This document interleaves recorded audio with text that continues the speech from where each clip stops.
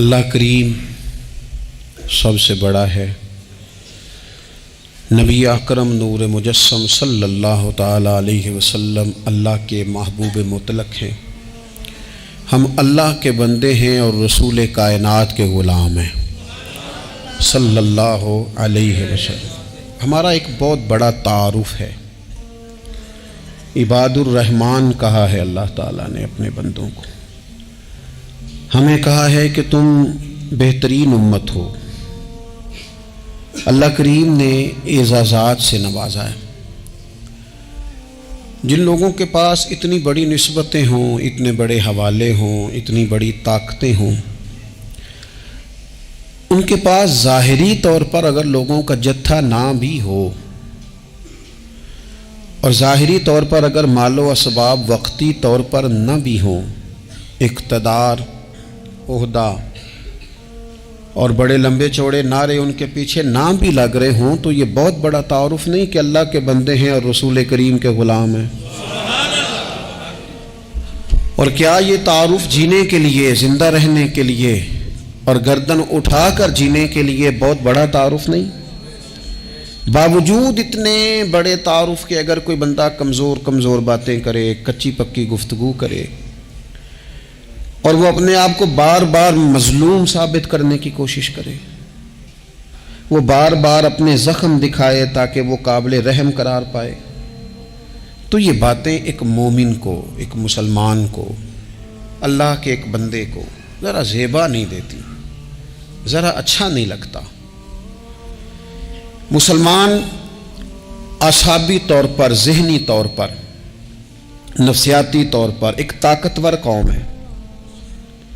مسلمان وہ قوم ہے جو مرعوب نہیں ہوتی، یہ روب دکھاتی ہے، روب۔ ہم وہ لوگ ہیں کہ جن کے اکابرین سوئے بھی ہوتے تھے، نہ سوئے ہوتے تھے حضرت عمر، لیکن ان کو سوئے ہوئے دیکھ کر بھی لوگ کانپا کرتے تھے، اس لیے کہ شیر تو شیر ہی ہوتا ہے نا، وہ سویا ہو تو پھر بھی شیر ہی۔ تو میں کچھ عرصے سے اس کمی کو بڑی شدت سے محسوس کرتا ہوں کہ لوگ، یعنی کوئی شخص بھی ملتا ہے تو وہ اس لہجے میں بات کرتا ہے کہ اسے مظلوم مان لیا جائے، قابل رحم مان لیا جائے، اس کی مدد کی جائے، اس پر توجہ کی جائے۔ یہ مسلمان کی شان نہیں۔ آپ سورہ بقرہ پڑھیں گے تو قرآن مجید اصحاب صفہ کی شان بیان کرتا ہے کہ انہیں بڑی حاجت ہے، بڑے ضرورت مند ہیں۔ وہ لوگ تھے جو کئی دنوں تک روٹی نہیں کھاتے تھے، لیکن رب فرماتا ہے کہ میرے محبوب کے مدرسے کے ان طالب علموں کو جو دیکھے گا اسے محسوس ہوگا کہ یہ تو بڑے امیر لوگ ہیں۔ کیوں محسوس ہوگا؟ لا یسألون الناس الحافا، یہ لوگوں سے لپٹ کر سوال نہیں کرتے، کشکول طلب نہیں دراز کرتے، یہ اپنے پردے کو قائم رکھتے ہیں۔ خودداری، عزت نفس، وقار، خودی، ہمارے ہاں تیزی سے ان چیزوں کا آج جو ہے وہ یوں محسوس ہوتا ہے جیسے قحط ہو گیا ہے۔ الا ماشاء اللہ، آپ کے زخم دکھانے سے کوئی بھی آپ کا زخم نہیں بھرے گا، بلکہ میں نے تو یہ دیکھا ہے اپنی زندگی میں کہ اچھا بھلے تعلقات چل رہے ہوتے ہیں، آپ کو ذرا ضرورت پڑ جائے تو سامنے والا آنکھیں پھیر لیتا ہے، اسی وقت اس کا ماحول اور اس کے حالات خراب ہو جاتے ہیں۔ اس لیے اپنا سارا بھروسہ، اپنی ساری توجہ، اپنی سوچوں کا مکمل مدار صرف اللہ رسول کی ذات کو بنائیں، اور اس انداز میں بنائیں کہ کون دیتا ہے دینے کو تو چاہیے، دینے والا ہے سچا ہمارا نبی۔ اور یہ ذہن بنائیں زندگی میں کہ رب رسول کی بارگاہ سے 2 قطرے بھی مل گئے تو دنیا بھی بن جائے گی، آخرت بھی بن جائے گی۔ اس لیے ادھر ادھر دیکھنا تھوڑا کم کریں۔ اور بالخصوص آج اپیل کروں گا، استاد اپنے شاگردوں کو، پیر اپنے مریدوں کو، باپ اپنی اولاد کو بڑی بڑی باتوں کا سبق پڑھائے، بڑی بڑی باتوں کا۔ اقبال نے شکوہ کیا ہے، اقبال کہنے لگے شکایت ہے مجھے یا رب خدا بندان مکتب سے، یہ جو انہیں کہتے ہیں کہ جناب پڑھ جاؤ گے تو روٹی اچھی ملے گی، یہ انہیں کہتے ہیں پڑھ جاؤ گے تو کار میں بیٹھو گے، پڑھ جاؤ گے تو کوٹھی بنا لو گے، یہ کیا سبق پڑھا رہے ہیں بھلا؟ ان کو تو تم بڑے بڑے باتیں بتاؤ، انہیں کہو پڑھو گے تو دنیا میں حضور کے دین کا انقلاب برپا کرو گے، تم ان کہو کہ تم پڑھو گے تو تم ایک پورا ملک چلاؤ گے، تم انقلاب برپا کرو گے، اٹھ باندھ کمر کیوں ڈرتا ہے، پھر دیکھو خدا کیا کرتا ہے۔ اقبال کہنے لگے یہ تم کیا سبق پڑھا رہے ہو کہ روٹی صحیح مل جائے گی، چندہ اکٹھا کرنے کا طریقہ آ جائے گا؟ کہنے لگے شکایت ہے مجھے یا رب خدا وندان مکتب سے، سبق شاہی ہے اور بچوں کو دے رہے ہیں خاک بازی کا۔ اڑنے والی تعلیم تھی اور یہ انہیں رینگنے کا سبق پڑھا رہے ہیں۔ تگڑی تگڑی باتیں بچوں کو سکھاؤ، تگڑی تگڑی، یہ پھر سارے نہ ڈھونڈتے پھریں کہ وہ فلانا جو ہے نا چاچا امیر ہے تو ماموں امیر ہے تو فلانی خالہ باہر ہے تو فلانا ذرا مہربانی، کوئی بھی نہیں مہربانی کرتا۔ مہربانی جب بھی کرتا ہے یا خدا کرتا ہے یا مدینے والے محمد مصطفیٰ کرتے ہیں۔ اپنی توجہات کبھی بچوں کو دیکھیں، حضرت لقمان اپنے بیٹے کو کیا کہتے ہیں؟ کہتے ہیں یا بنی اقم الصلاۃ وامر بالمعروف وانہی عن المنکر۔ حضرت لقمان اپنے بیٹے کو سمجھاتے ہیں، کہتے ہیں اے بیٹا نماز قائم کرنا، لوگوں کو بھلائی کا حکم دینا، برائی سے منع کرنا، وَاصْبِرْ عَلَىٰ مَا أَصَابَكَ، اور جب مصیبت پہنچے تو صبر کرنا، ادھر ادھر رونا دھونا نہ کرنا، نماز پڑھنا، بھلائی کا حکم دینا، برائی سے منع کرنا، اور اگر کوئی مصیبت پہنچے تو اس پر صبر کرنا۔ کتنے کام ہو گئے؟ 4۔ ایک نماز پڑھنی ہے، ایک بھلائی کا حکم دینا ہے لوگوں کو، ایک برائی سے، اور اگر کوئی مشکل آئے تو کیا کرنا ہے؟ ان ذالک من عزم الامور۔ فرمایا بیٹا یہ بڑی ہمت والے کام ہیں، ہمت والے کام کرنا، ہمت والے، طاقتیں اپنی قائم رکھنا، کمزور نہ پڑنا، لوگ تمہارے آنسو نہ دیکھیں، کوئی تمہیں تڑپتا نہ دیکھے۔ چھوٹا چھوٹا زخم لے کر لوگ سگنل پہ کھڑے، چھوٹی چھوٹی مجبوریاں لے کر لوگ مانگنے کے لیے دروازوں پر کھڑے ہیں۔ امت مسلمہ کا یہ مزاج نہیں، یہ وقار نہیں، یہ انداز نہیں، ہم تو بانٹنے والے لوگ ہیں۔ چلے مشکل آ جاتی ہے، زندگی میں ضروریات پڑ جاتی ہیں، قرضہ صحابہ بھی لے لیا کرتے تھے، لیکن یہ جو لہجے آج ہم نے اختیار کر لیے، کمزور ہو جانا، کچا پڑ جانا، غریبی کا رونا، یہ انداز اہل ایمان کا۔ بچوں کو طاقتور ہونا چاہیے۔ میرے نبی کریم صلی اللہ تعالی علیہ وآلہ وسلم نے نا ارشاد فرمایا، ایسا نہیں ہے کہ کوئی بندہ کمزور ہے تو وہ ناپسندیدہ ہے، یہ نہیں فرمایا کہ جو بزدل ہے تو وہ بڑا کوئی کٹا ہوا آدمی ہے، لیکن حضور فرماتے ہیں، صحیح مسلم میں حدیث موجود ہے، حضور فرمانے لگے طاقتور مسلمان نا اللہ کی نظر میں بزدل مسلمان سے زیادہ پیارا ہے۔ طاقتور ہے نا، اس کی شان زیادہ ہے، یہ جو با ہمت ہے، با حوصلہ ہے، جس کے اعصاب مضبوط ہیں، یہ رب کریم کی بارگاہ میں باوقار ہے، اللہ کے حضور اس کی قدر ہے۔ اور حضور علیہ الصلوۃ والسلام صحابہ کو دعائیں سکھایا کرتے تھے، اور تعلیم امت کے لیے خود بھی حضور وہ دعا فرمایا کرتے تھے، کہتے تھے اے اللہ بزدلی سے بچا، کنجوسی سے بچا، اے اللہ اس بڑھاپے سے بچا جو انسان کو بڑا پریشان کر دے۔ حضور دعائیں مانگا کرتے تھے۔ دیکھیں بیمار انسان ہو جاتا ہے، اگر وہ سوچے نا رب کی طرف سے ہے تو پھر بیماری کا لوگ بڑا مزہ لیتے ہیں، کیونکہ جب بندہ بیمار ہوتا ہے تو نفسانی خواہشات ساری ختم ہو جاتی ہیں۔ اور میں اکثر دوستوں سے کہتا ہوں کہ بعض چیزیں ایسی ہیں جو وجد میں لے آتی ہیں بندے کو، اگر وہ غور کرے تو۔ آپ یہ حدیث پاک سنیں، حضور علیہ السلام نے فرمایا بیمار کے ساتھ ضد نہ کرو کہ ضرور کھا، ضد نہ کرو، اس لیے کہ اللہ اسے کھلا بھی دیتا ہے، پلا بھی دیتا ہے۔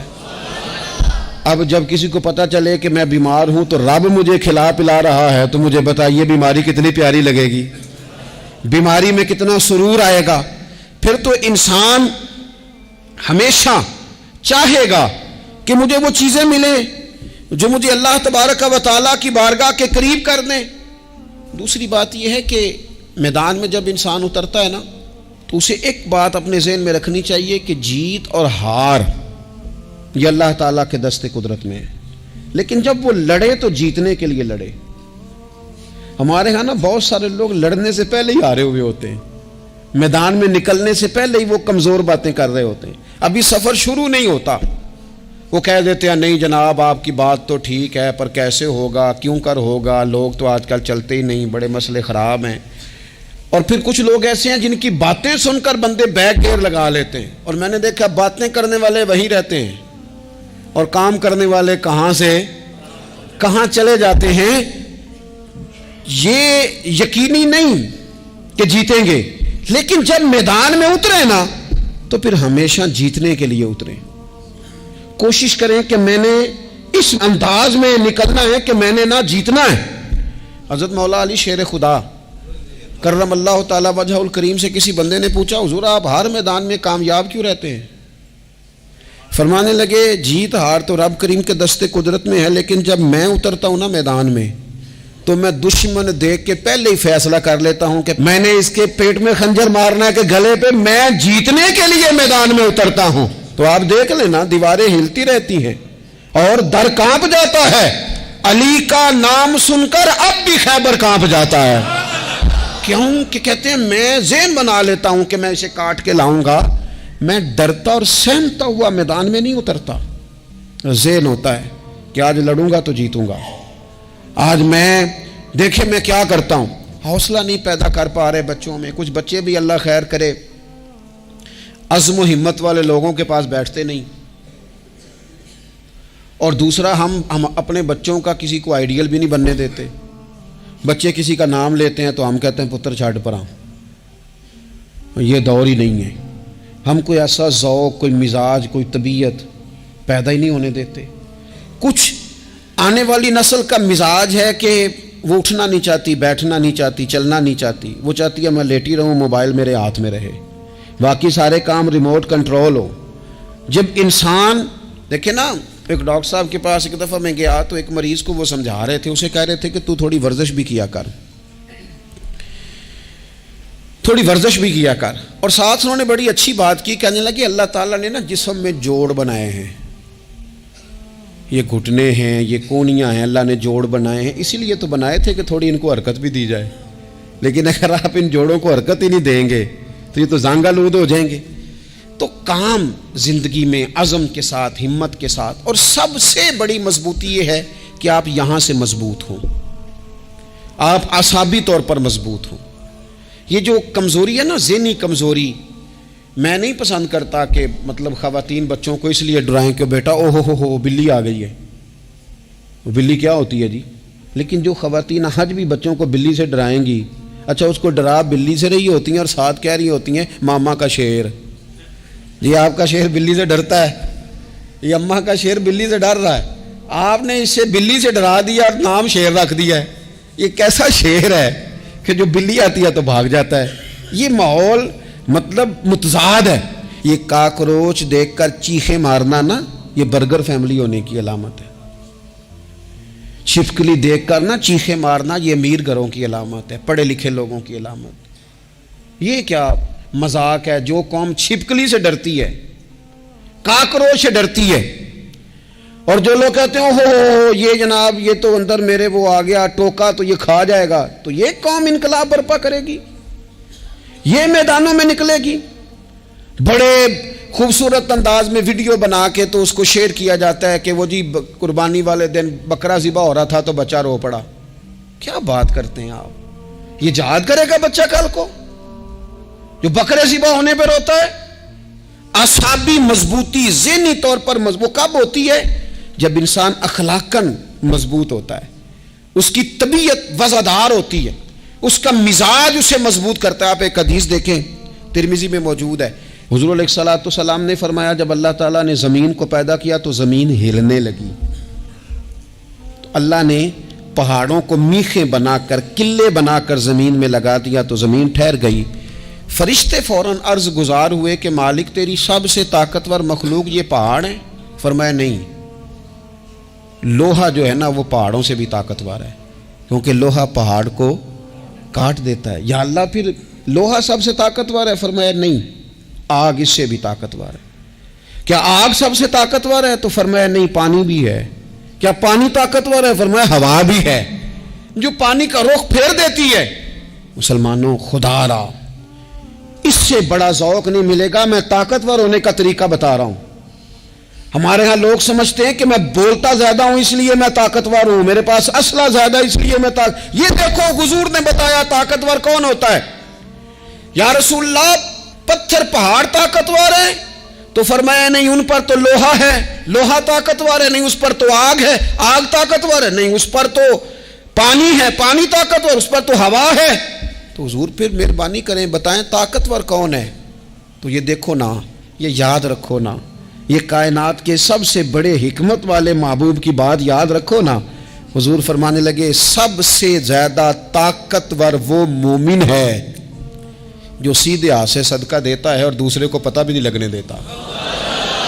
اس ہاتھ سے صدقہ دیا اور اس ہاتھ کو پتہ، جس میں یہ اخلاقی طاقت آ جائے نا کہ اللہ کے راستے میں دیکھ کر پھر اسے چھپانا آ جائے، وہ بڑا طاقتور آدمی ہے۔ میں یہ سب سے بڑا طاقتور ہے جس نے اپنے رب سے راز نیاز شروع کر لیے، اللہ کے راستے میں دیتا ہے پھر کسی کو خبر۔ یہ کون سی طاقت ہے؟ یہ روحانی طاقت ہے، یہ اخلاقی طاقت ہے، یہ کردار کی طاقت، یہ سوچوں کی طاقت ہے، یہ آپ کے مزاج کے بلند ہونے کی طاقت ہے۔ لیکن اگر مسجد میں ٹائلیں لگوا کر بھی ایک ٹائل پہ نام لکھوا لیا ہے، اگر کہیں تعاون کر کے بھی کہا میرا ذکر کرو، کوئی خدمت کر کے کہا میرا نام لو، پھر آپ کمزور ہیں، پھر آپ طاقتور نہیں ہیں، پھر آپ نے بزدلوں جیسا کام کیا، پھر آپ نے وہ رنگ اختیار کیا ہے جو شاید آپ کو ذہنی طور پر بڑی کوفت میں مبتلا کر دے۔ تو اعصابی طاقت، اعصابی قوت، آپ دیکھیں حضرت صدیق اکبر رضی اللہ تعالیٰ عنہ، حضور نے تربیت کی تھی نا، میں ذمہ داری سے کہتا ہوں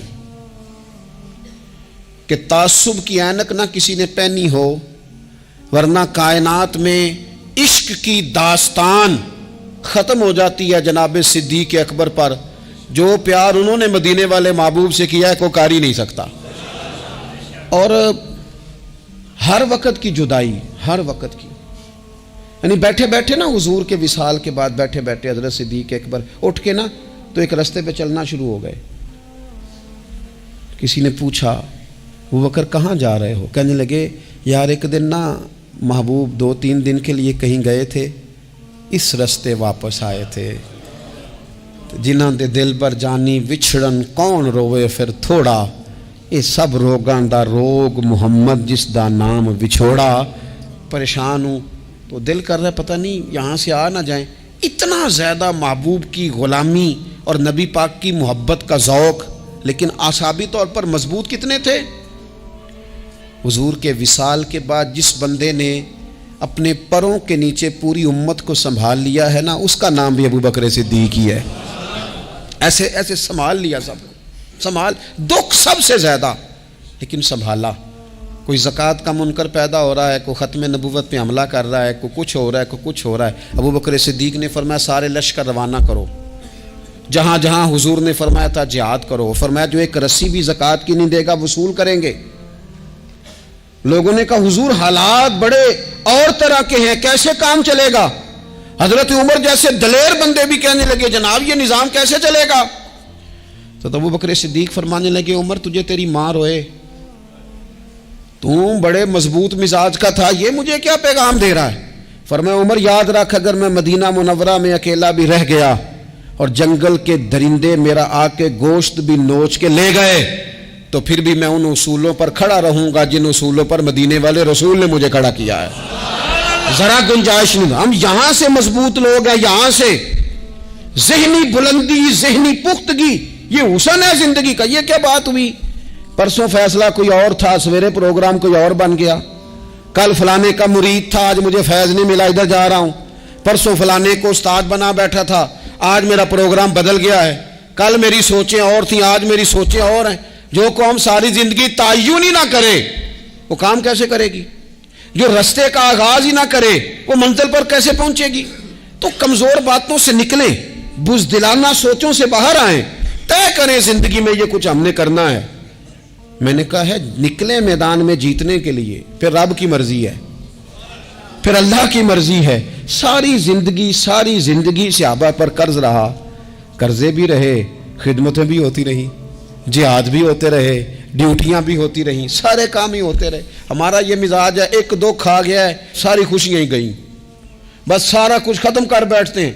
تو تھوڑی سی نا مضبوط دیکھیں. اچھا یہ حضرت ابو بکر کا حال ہے, تو جناب عمر کی کیفیت کیا ہے؟ کلمہ پڑھتے ہی حضرت عمر نے فرمایا یا رسول اللہ, جب آپ سچے, قرآن سچا, اسلام سچا, تو چھپ کے نماز پڑھنے کا کیا مطلب ہے؟ فرمایا ابھی تعداد ہی کوئی نہیں, 40 تو مسلمان ہیں. عرض کی حضور مہربانی کریں نا, آپ صرف اجازت دیں. 20 لوگوں کی صفیں بنا دی گئیں. ایک صف کے آگے حضرت عمر ہیں, ایک صف کے آگے حضرت امیر حمزہ ہیں. جناب عمر کہنے لگے چونکہ آپ اللہ کے رسول ہیں تو لہذا نماز بھی آج اللہ کے گھر میں پڑھی جائے گی. تو حضرت عمر بیت اللہ شریف کے بیچ کھڑے ہو کے نعرہ لگاتے ہیں, فرماتے ہیں میں عمر ہوں, تم مجھے بھی جانتے ہو, میرے باپ کو بھی جانتے ہو, تم میرا قبیلہ بھی جانتے ہو, میں نے پڑھ لیا ہے محبوب کا کلمہ. اب جس نے بچے یتیم کرانے ہو اور اپنی بیوی بیوہ کرانی ہو وہ آئے اور مجھے روکے. یہ محبوب اللہ کے ہیں اور گھر بھی اللہ کا ہے, تو نماز بھی آج اللہ کے گھر میں پڑھی جائے گی. جب تک انسان یہاں سے طاقتور نہیں ہوتا. پھر بات آئی سیدنا عثمان غنی کی. میں پہلا وہاں اونا رنداں تو جنہیں کھلی بغاوت کی تھی, ہے پورا قبیلہ اور طرف ہے. عثمان تیرے گھر میں مال ہے, دولت ہے, وزاداری ہے, لوگ سارے کیا کریں گے؟ والد مخالف, چچا مخالف. حضرت عثمان غنی جیسے آدمی کو پکڑ کے باندھ دیا گیا گھر میں. پر عثمان غنی کہنے لگے میں ان بزدلوں میں سے نہیں ہوں جو محبت بھی کریں اور اظہار بھی نہ کر سکیں, جو دعویٰ بھی کریں اور پھر ان کے اندر طاقت اظہار بھی نہ ہو. فرمایا تم جتنا باندھ سکتے ہو باندھ لو, تم اپنی دولتیں, حکومتیں اور اپنا جاہ و جلال سنبھال کے رکھو, ہم نے تو غلامی کا فیصلہ کر لیا ہے. اور پھر کی غلامی انہوں نے. اور جہاں تک بات ہے شیر خدا حضرت علی المرتضیٰ کی, حضرت علی المرتضیٰ شیر خدا کا تو یہ حال تھا کہ ساری زندگی میدان میں رہے. ایک دن حضور نے صرف فرمایا کہ آج آپ کو نہیں لے کے جانا, آپ تھوڑا نا میرے نائب بن کر, حضور کسی نہ کسی کو نائب بنا کے مدینے میں چھوڑ کے جائے. ایک دن صرف کہا نہیں لے کے جانا. تو حضرت مولا علی رونے لگے, کہنے لگے حضور میں بچوں کے بیچ رہوں, عورتوں کے بیچ رہوں, میری تلوار کو زنگ لگ جائے گا. حضور مجھے تو گھوڑے پہ بیٹھنا پسند ہے. اچھا میں آپ کو ایک اور بات بھی عرض کروں, پہلے بھی میں نے کہا تھا پھر کہتا ہوں, کچھ لوگ پڑھے لکھے ہوتے ہیں بہادر نہیں ہوتے. حضرت علی کے علم کا بھی کمال عروج پہ اور بہادری بھی پورے عروج پہ. زندگی نا بہادر لوگوں کی ہوتی ہے. یہ شہاب الدین غوری لیٹے ہیں یہاں سوابا میں, تو کسی نے پوچھا ان سے کہ یار آپ کہاں رہتے ہیں؟ کہنے لگے میں گھوڑے کی پشت پہ ہوتا ہوں, ہمارے بچے بڑی سونی فوٹو بناتے ہیں. ان سے پوچھیں آج کل آپ کیا کرتے ہیں؟ تو کہتے ہیں موبائل چلاتے ہیں. آپ کیا کرتے ہیں؟ فوٹو کھینچتے ہیں. آپ کیا کرتے ہیں؟ کہتے ہیں وہ نا مجھے ایسا عجیب مسئلہ ہے موبائل کا کہ بچوں کی نا مطلب میں کئی دفعہ سوچتا ہوں کہ اگر انہیں کچھ 4 گھنٹے موبائل سے علیحدہ رہنا پڑا نا تو ہو سکتا ہے کہ ان کو ڈاکٹر کو بھی دکھانا پڑ جائے, اتنی کو بری حالت ہو گئی. مجھے ڈھیر سارے دوست کہتے ہیں جی آپ ٹیلی فون پہ ملتے نہیں. میں نے کہا میں پہلے ملا کرتا تھا جب تک لوگوں کی جیب میں موبائل تھا, جب سے لوگوں نے ہاتھ میں پکڑ لیا نا تو پھر تو ایک دن میں 100 نمبر ملتا ہے, تو پھر آپ کیسے موبائل پہ رہیں گے؟ پھر تو ایک ہی کام ہے, یا فون سنیں گے یا کوئی اور کام کریں گے. تو تھوڑی سی ہمت والی زندگی گزاریں. بزدلانہ باتیں, کمزور باتیں ہمارے بچوں کو بھی کمزور کر دیں گی. یہ کچھ نہیں کر سکیں گے. حضرت سیدنا عبداللہ بن زبیر رضی اللہ تعالیٰ عنہ, یہ مدینہ منورہ میں پیدا ہونے والے سب سے پہلے بچے ہیں. حضرت سیدنا ابو بکر صدیق رضی اللہ تعالیٰ عنہ کے نواسے ہیں. حضور کے پھپھو جناب صفیہ کے پوتے ہیں, اور عشرہ مبشرہ صحابی حضرت زبیر بن عوام ان کے بیٹے ہیں. شروع سے ہی بڑے بہادر تھے. ایک دن کچھ بچے گلی میں کھیل رہے تھے تو ایک شخص نے آ کے نا چیخ ماری, ڈرایا, سارے بچے بھاگ گئے. جناب عبداللہ ابن زبیر کہنے لگے کیوں بھاگتے ہو؟ اب چیخوں سے بھی ڈرو گے؟ واپس آؤ سارے, میں تمہارا امیر ہوں, آؤ ذرا اس پر حملہ کریں. ہم سارے بھاگے اور یہ اکیلا کھڑا رہے. اس پر حملہ کیا, وہ ڈرانے والا خود ڈر کے بھاگ گیا. تھوڑا سا نا مزاج, ذہن, طبیعت دیکھیں نا, بدتمیزی اور چیز کا نام ہے لیکن گفتگو کا مضبوط ہونا یہ اور چیز کا نام ہے. بچوں کو جب پوری طرح یہاں تو ہم ان کو اس قدر زیادہ کمروں میں بند رکھتے ہیں کہ جب وہ نکلتے ہیں باغی ہو جاتے ہیں. یہاں پھر یہ ہوتا ہے کہ ان کے اندر جو صلاحیتیں ہوتی ہیں وہ پوری طرح دب جاتی ہیں. وہ جو کیفیات ہوتی ہیں جو ایک مردانہ وصف میں ہونی چاہیے ان کے اندر موجود نہیں ہوتی.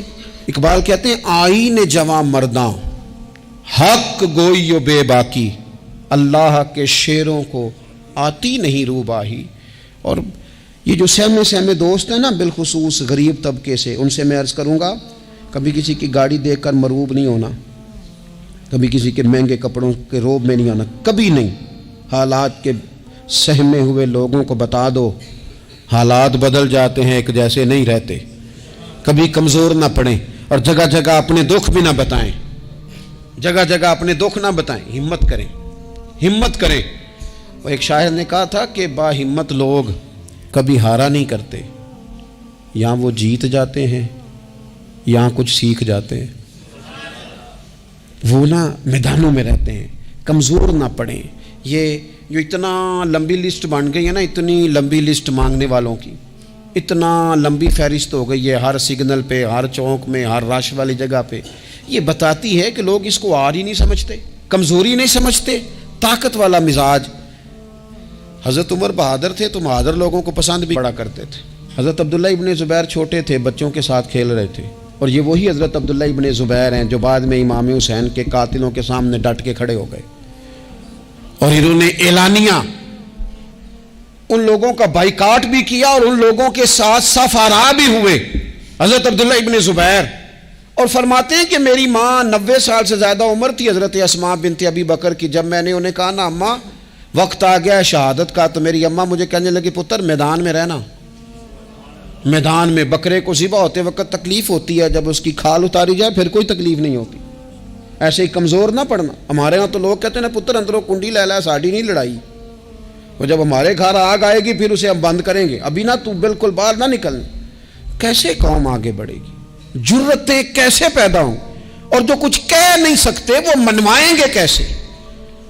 جو بات کرنے کی طاقت نہیں رکھتے وہ اپنا منوائیں گے کیسے؟ حضرت عبداللہ ابن زبیر رضی اللہ تعالیٰ عنہ اپنے دوستوں کے ساتھ گلی میں کھیل رہے تھے، جناب عمر فاروق آ گئے. اب حضرت عمر فاروق کا جلال تھا، بچے ان کو دیکھ کے دوڑ گئے. حضرت عبداللہ ابن زبیر کھڑے ہیں. حضرت عمر قریب آئے، کہنے لگے پتر آپ کیوں نہیں دوڑے؟ حضرت عبداللہ ابن زبیر چھوٹے سے ہیں، کہنے لگے جی کیوں میں دوڑتا، میں نے کوئی جرم کیا ہے؟ تو میں نے غلطی کی ہے، بھلا کیوں دوڑوں؟ آرام سے کھیل رہے ہیں اور نہ ہم نے کوئی رستہ بند کیا، جگہ ہے آپ نے گزرنا تو گزر جائیں. چاہیے تھا نا حضرت عمر ناراض ہوتے، پر جناب عمر نے ماتھا چوم لیا. کہنے لگے کیا بات ہے بیٹا، ان چیزوں پر ذرا قائم رہنا. کہنے لگے جرم کیے، کیا مطلب ہے اس بات کا کہ فلانا ہے تو دوڑ جا؟ کیوں دوڑیں جی؟ تو ہم نے جو قوم کو سکھانا شروع کیا ہے نا، دیکھیں فقر اور چیز ہے، درویشی اور چیز ہے، سادگی، لیکن ظلم سہنا اور چیز ہے. دنیا میں قتیل اس سا منافق نہیں کوئی جو ظلم تو سہتا ہے بغاوت نہیں کرتا.